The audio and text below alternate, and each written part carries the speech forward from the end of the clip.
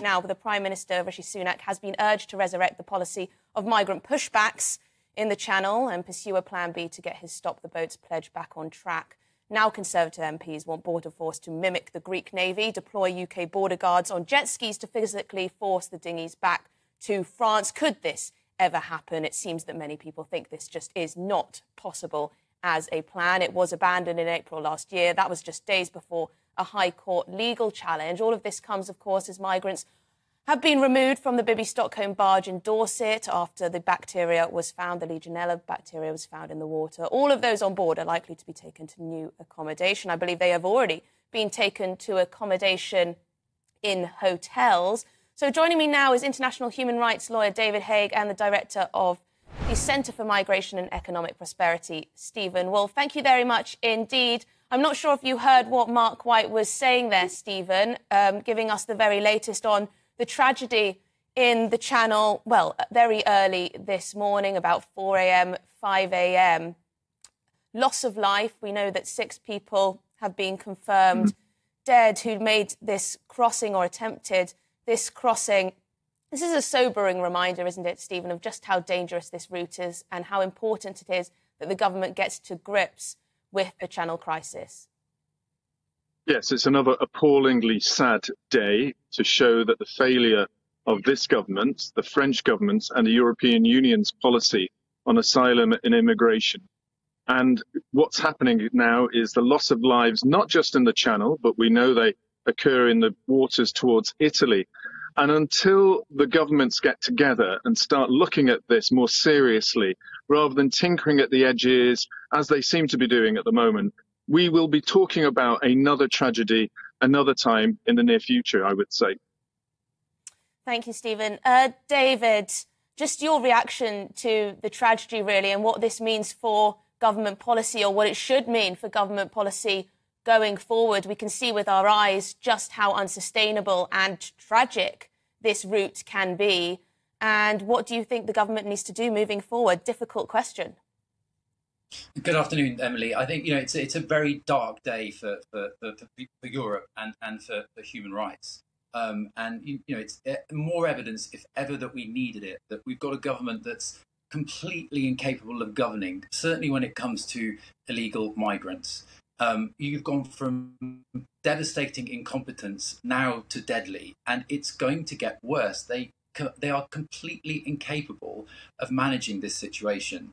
And in terms of a solution, what we've seen is a government that doesn't have a solution. They don't have one. It's press release after press release, and people are now dying. And insincere comments from the Suella Braverman wishing her sympathy to those that have suffered is just that insincere. And I think we're coming to a stage where, if this carries on, bearing in mind that Stop the Boats is one of Rishi Sunak's prime policies, you're going to have a situation where there'll be even more calls for the government to stand down. David, why do you say her comments are insincere?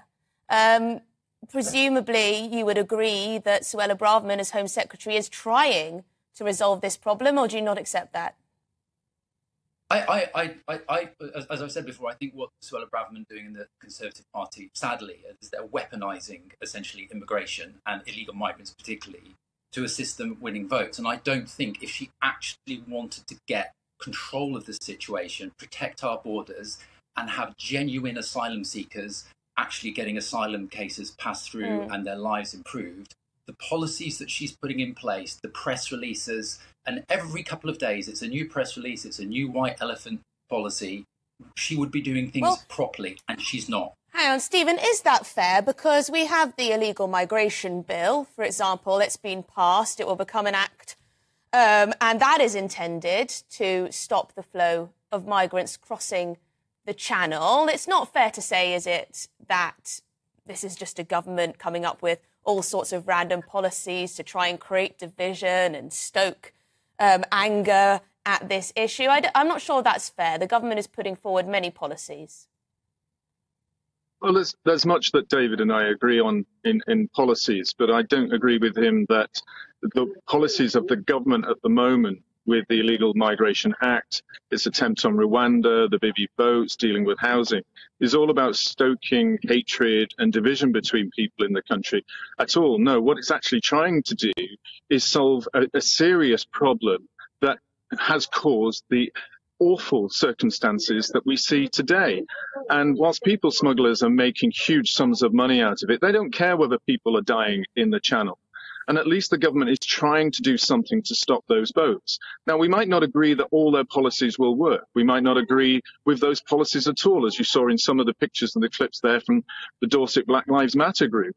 There are those who are going to say, let's just bring people in whenever we can. There are those who are going to, like me, say, have managed migration and let's deal with illegal migrants and only have genuine asylum seekers. And the government has got to try and deal with the cost to the taxpayer, the potential for lives are lost, but it also has the responsibility to deal with other countries who are not doing their bit in the same way. Everybody is juggling, but no one is actually really being effective. And that's because they do not know the solution to preventing hundreds of thousands of people from the poorest countries of the world seeking a better life in Europe, irrespective of them being genuine asylum seekers. Stephen, one thing the government is guilty of is being seen to blame everyone else but themselves. Who do you blame for the government's failure to enact policies that will actually do something about this problem? Oh, look, I would certainly say that in some ways it's the government's fault because they didn't prepare well enough. Or maybe, for example, when you look at the illness on the Bibi boats that you're seeing through polluted water. But there is also a responsibility on the Labour government for opposing everything that they do. There are certain charities and trade unions that, whatever happens, they will always challenge the government rather than seeing the other side of the picture. And that is what's causing the division. The general public in this country recognize the need for genuine asylum seekers. The general public in this country do not believe that illegal migrants who are seeking economic benefits should be allowed to be here. And they are now seeing the asylum ceiling fall apart because of the divisions between the two extreme sides of those who are not accepting that illegal migrants and economic migrants shouldn't be using the asylum system. David, yesterday I spoke to a representative of Amnesty International, and he seemed to think, he claimed that the Home Office have simply stopped processing asylum claims. I think he believed that this was on purpose for one reason or another. Can you clarify whether that is true? Because it seems to me unfathomable that asylum claims aren't being processed. The government says that they want to get grips with the backlog in the next year or so.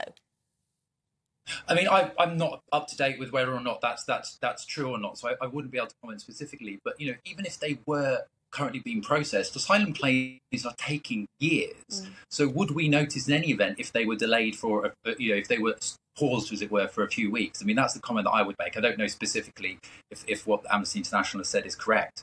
But as I said, because they're taking so long in any event, would we notice? And I think that is part of, you know, it's not just one solution to the problem that we've got. One of the things is obviously the asylum backlog is so considerably significant, and nothing is being done to address it. So if they have paused it, that does beg the question why.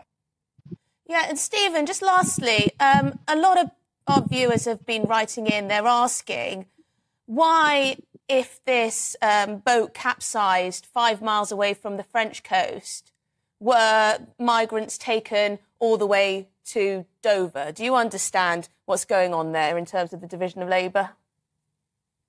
No, I don't. All I know is that from the press reports that we've seen is that there are some that were taken to France, others that were taken on boats and brought to the UK. And I suspect that in the imbroglio of what was happening in the waters, which were, as your previous commentator, that Home Affairs spokesman said, that was about 20-mile-an-hour winds, is that in the process of trying to save as many lives as possible, the French and the UK governments work together. Now, in these circumstances, I don't have a problem with that. I think it's best to save lives. And if they go to France or they go to the UK, we shouldn't really care. It's about making sure that those people's lives are saved. And I do understand those who say perhaps it should have gone to France. But in these circumstances, we've got to put humanity first. Well, thank you very much indeed for your time. Stephen Woolfe, Director of the Centre for Migration and Economic Prosperity, and David Haigh, International Human Rights Lawyer. Thank you very much